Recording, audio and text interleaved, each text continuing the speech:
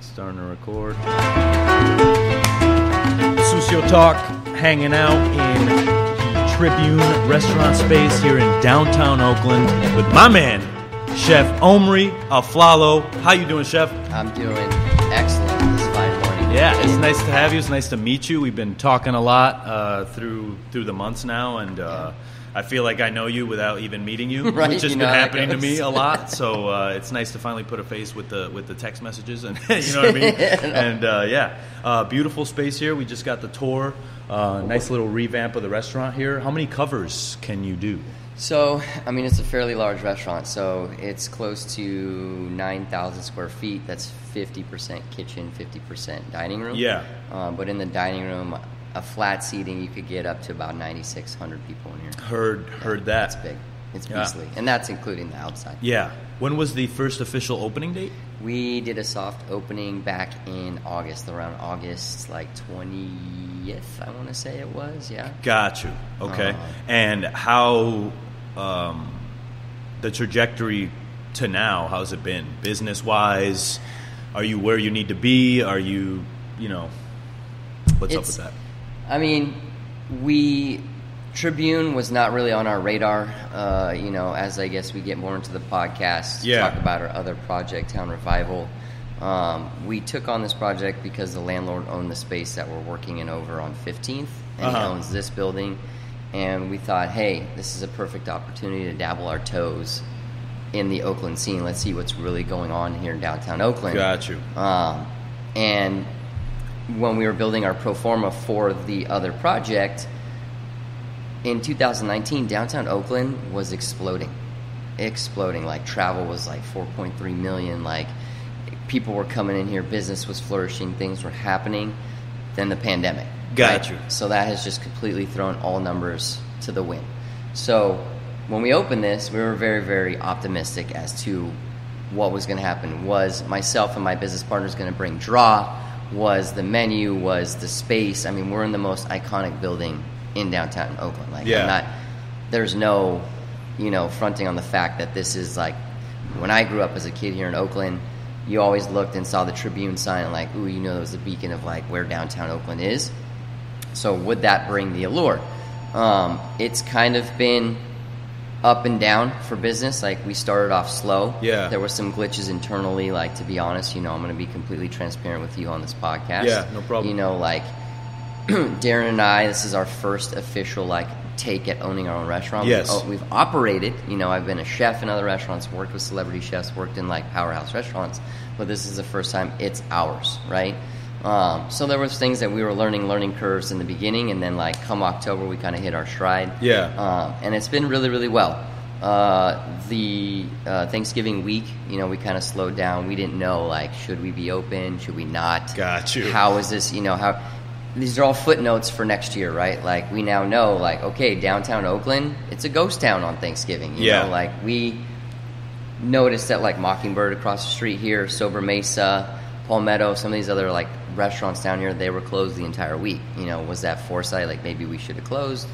I don't know. We still were steadily busy over the week, but just not hitting our normal numbers. So to answer your question in a well-rounded way, we're definitely on a forward trajectory.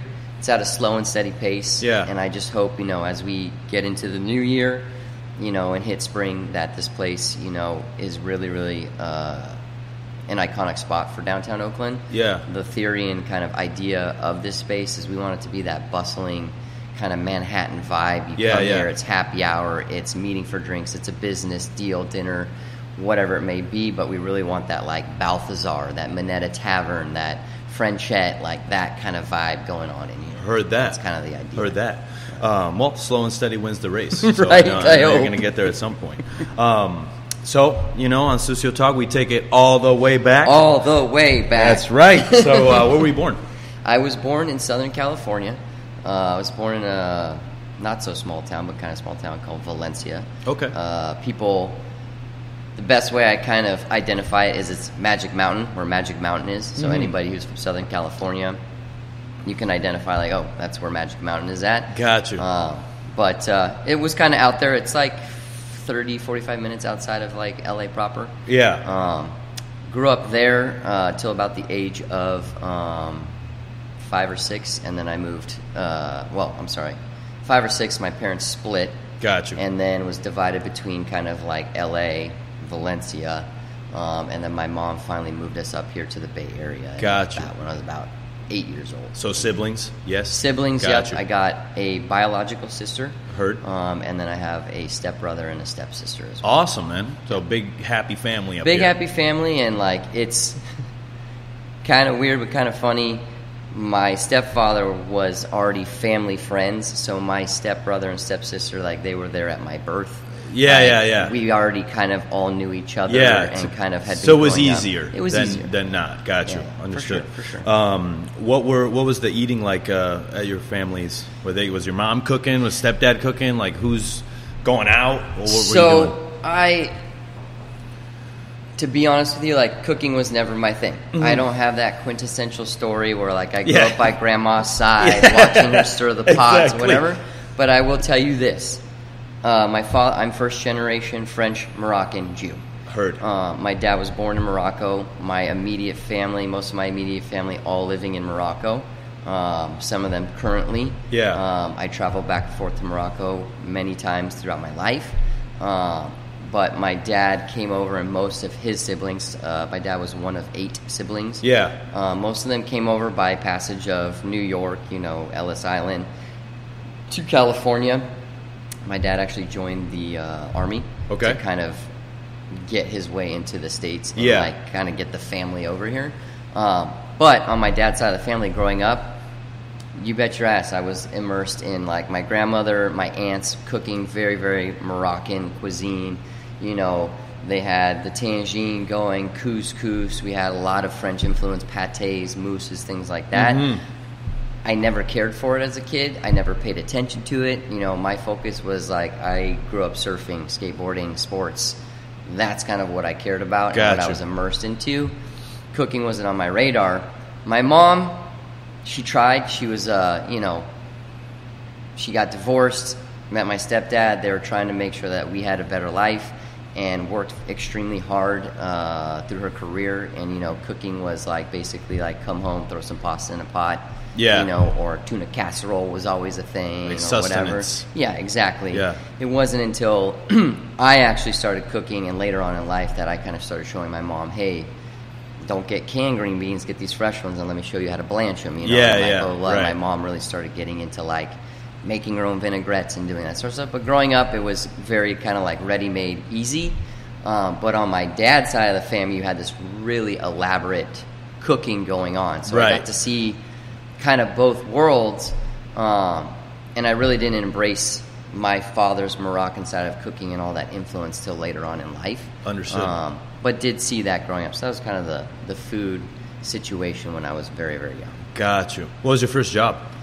First job, so 16 years old, here in Oakland. My parents basically said, you want a car, you want nice things, go get a job. Exactly. So the first thing I did was, like, well, what's the easiest thing that I could do with, like, zero experience? Yeah. Like, go to a kitchen. Yeah. So I looked around.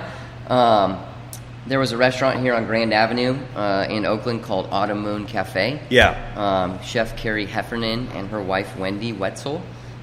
They were ex-Chez Panisse alums. Carrie was the executive sous. Wendy was the GM. They branched out on their first restaurant endeavor, which was this Autumn Moon Cafe. Carrie literally took me under her wing. I walked in the back door. I said, I need a job. I've never been in a kitchen before. She's like, okay, I'm going to put you in the dish pit and prep. And here is basically, she bought me my first set of Forstner knives, paring knife, chef knife, whatever. Gave me, which I have to this day, the first edition in French Larousse Gastronomique. It's like tore up, but it's OG gangster. Legit. Like, yeah. And I'm like, I'm 16 years old. I'm like, what the hell is this? And it's in French. Like, what the fuck? Yeah. Again, not until later on in my life, later on in my career, I realized, like, she gave me the something. Keys to the castle, basically. Exactly. And, I have reconnected with her. I stayed in touch with her over the years. She made moves. She worked for Joachim Spicall, went to Patina Group, was the executive chef at the Beverly Hills Hotel after Autumn Moon Cafe, and she kind of made moves. Lost touch when I moved to Europe, but we reconnected recently, and, like, I can tell you, David, that,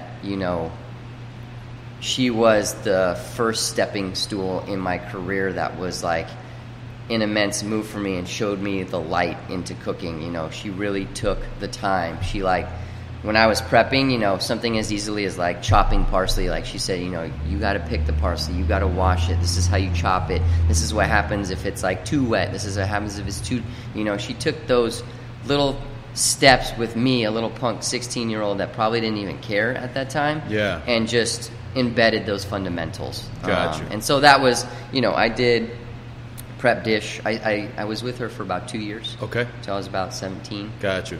17, 18. About getting out of high school? About getting out of high school. Yeah. And she gave, you know, I kind of rounded the kitchen. I ended up working brunch there. Was a short order cook doing, you know, 6-burner omelets, doing 300 covers. Yeah. Your, you know, your tomatoes and spinach and all your stuff's behind you, and you're just turning. You're cracking like eggs through a chinois or a china cap into a bucket. And you gotta eggs. Yeah. Oh yeah. Yeah. You know, I know the way. So that was like my first introduction to cooking. And my first job. After those 2 years, were you like, this is something that I want to do, or were you interested in something else? What'd you go to college for? I didn't. So, grew up in a pretty affluent area of Oakland called Piedmont. Gotcha. I went to Piedmont High School, which is a, you know, very high accolade school. Most, like 95 to 98% of the student body goes on to run the Ivy world. League schools. Yeah. I got you. And here I am, that 1% that didn't know what I wanted to do after high school. Was barely hanging on in high school. You know, I had a teacher that really, my U.S. history teacher, who really cared about me and was like, dude, you got to at least graduate, get this paper so you can get on. But upon graduation of high school, was finishing up at Automoon Cafe. I really wanted to see another kitchen, so Carrie had kind of like fished around for me, found this other restaurant, Obelisk. Yeah. This guy, Kenneth, was the chef, straight from Denmark.